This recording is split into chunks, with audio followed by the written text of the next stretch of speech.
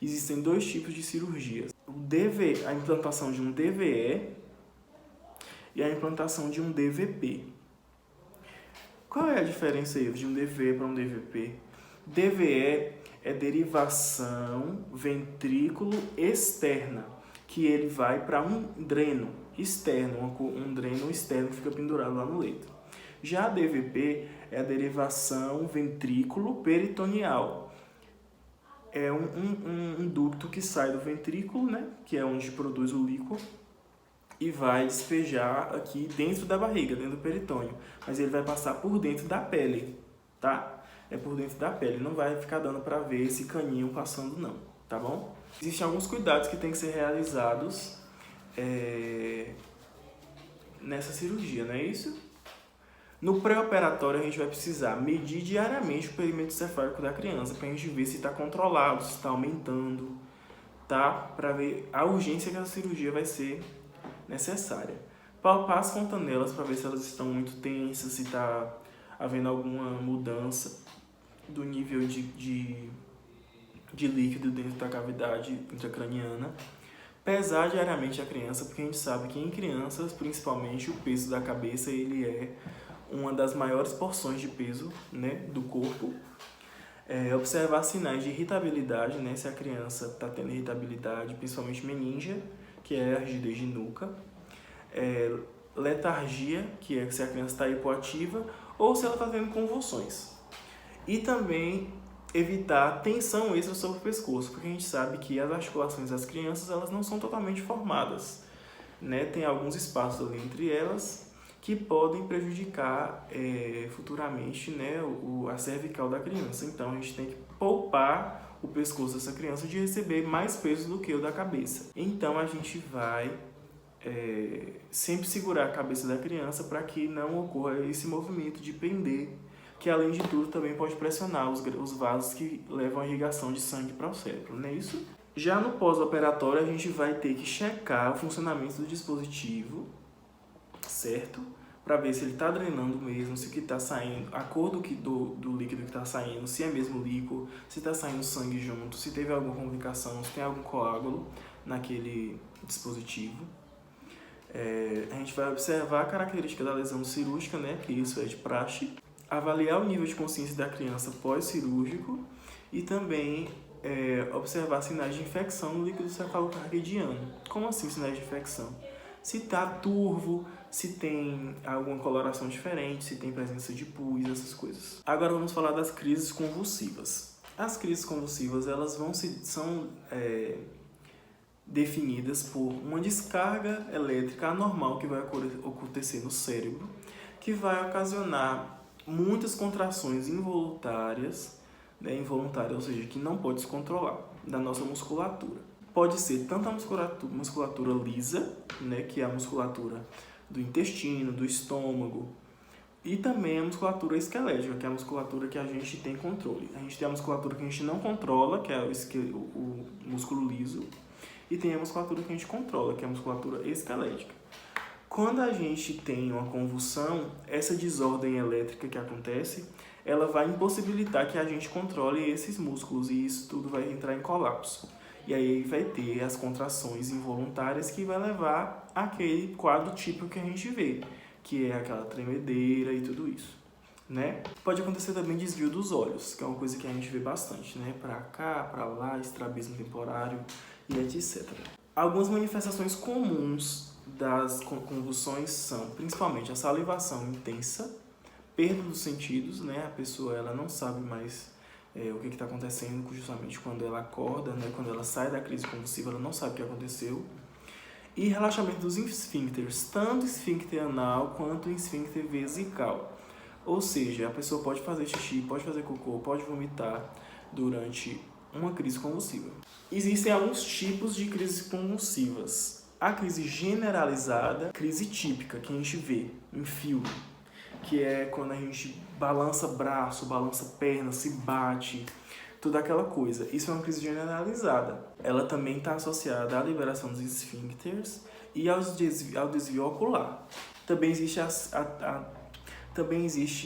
a convulsão chamada focal simples. Como é essa convulsão? Ela acontece, diferente das outras, ela não tem perda de consciência. É uma convulsão que acontece em um membro só, que pode ser uma paralisia desse membro momentânea ou uma apresentação de tremor momentânea neste membro, tá? Lembrando que a criança não vai perder a consciência nesse momento de crise focal. Uma crise focal simples não oferece perda de consciência. Se houver perda de consciência, vai ser uma convulsão focal complexa. Como assim complexa? Além de ser um membro só, tipo o meu braço tremendo, eu vou perder minha consciência. Então vamos lá. Focal simples, meu braço está tremendo, mas eu estou acordado.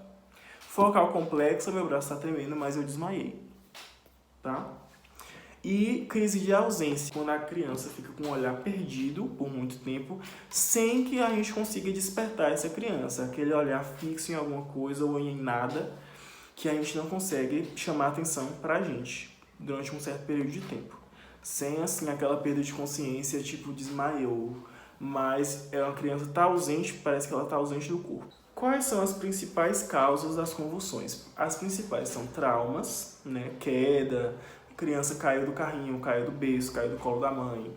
Meningite, também, né? Por motivos óbvios. Desidratação, né? A criança muito desidratada, o cérebro ele vai entrar em colapso também. Intoxicação ou reação por medicamentos também pode provocar convulsões. Hipoxemia perinatal, né, quando a criança demora muito no canal de parto e aí fica sem suprimento de oxigênio, pode ocasionar convulsão logo na hora que nasce. Crises convulsivas e também a febre. Não é verdade? É verdade, sim. A convulsão febril ela é o distúrbio convulsivo mais comum em crianças, porque ele vai ocorrer geralmente dos 3 aos 5 anos de idade. Dos 3 aos 5 anos de idade. Por que só em crianças? Porque o cérebro da criança está mais propenso a mudanças na composição das proteínas, que vai ocasionar esse distúrbio elétrico, né? Do que o cérebro dos adultos. Normalmente, a convulsão febril ela não deixa sequelas, porque ela é um caso isolado. Raramente ela vai acontecer mais de 3 vezes e geralmente é uma crise generalizada que ocorre com um rápido pico dessa febre. Quais são os cuidados de enfermagem durante uma crise convulsiva?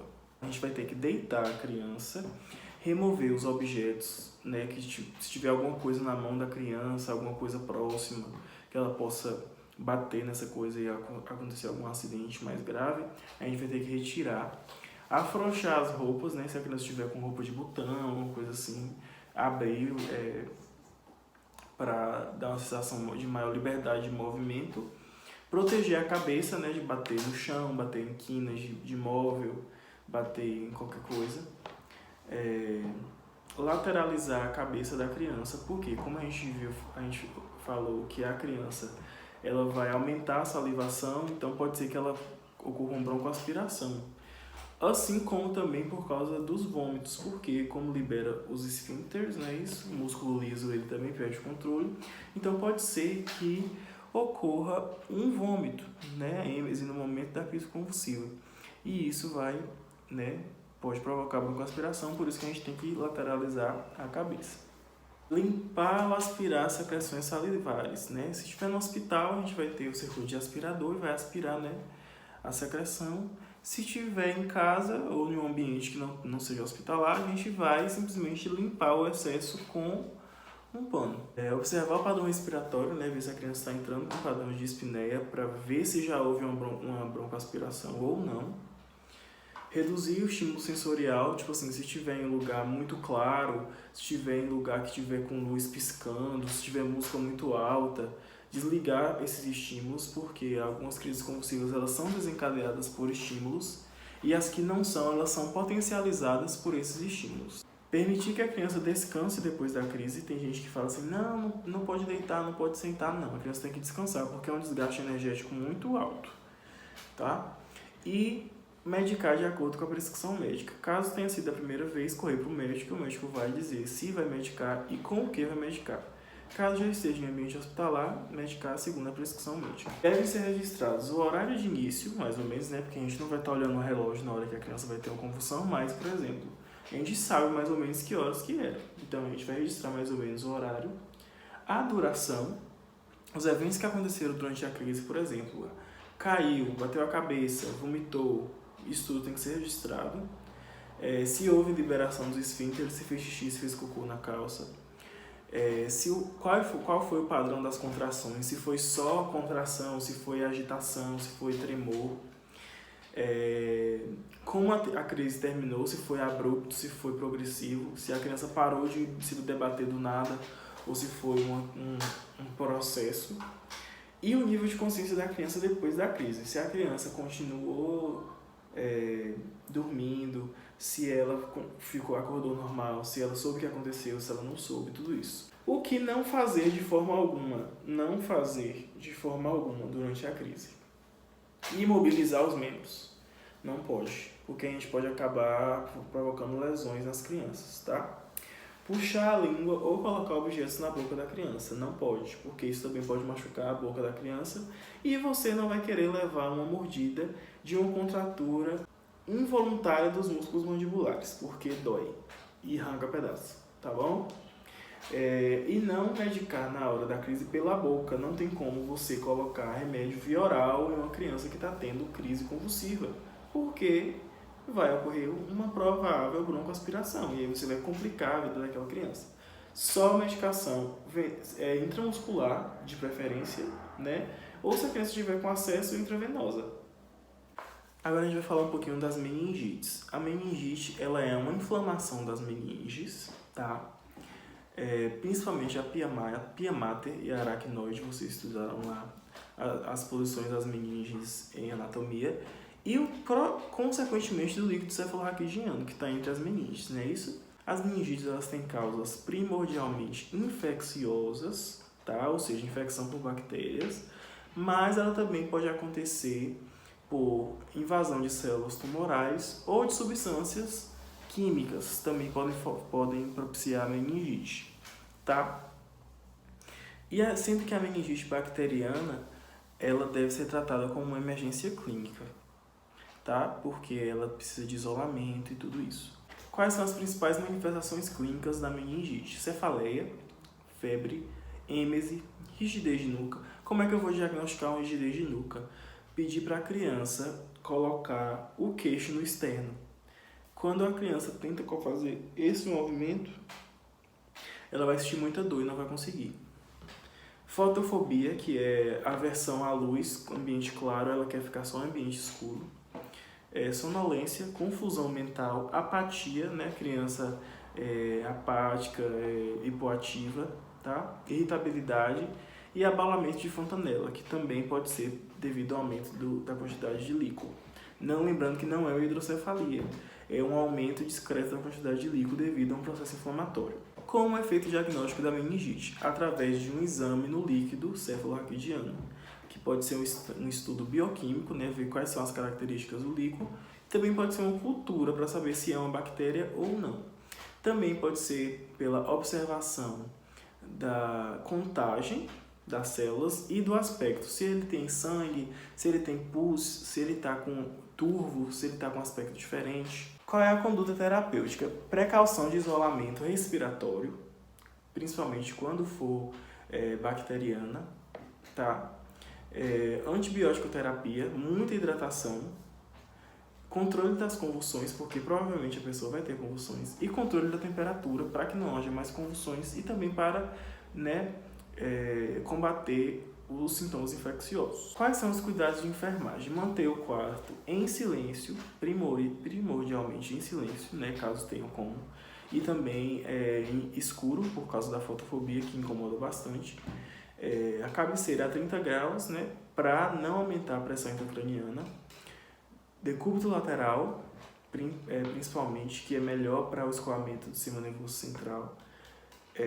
E avaliar os sinais vitais e o nível de consciência periodicamente. Essa foi nossa aula sobre as principais doenças neurológicas infantis.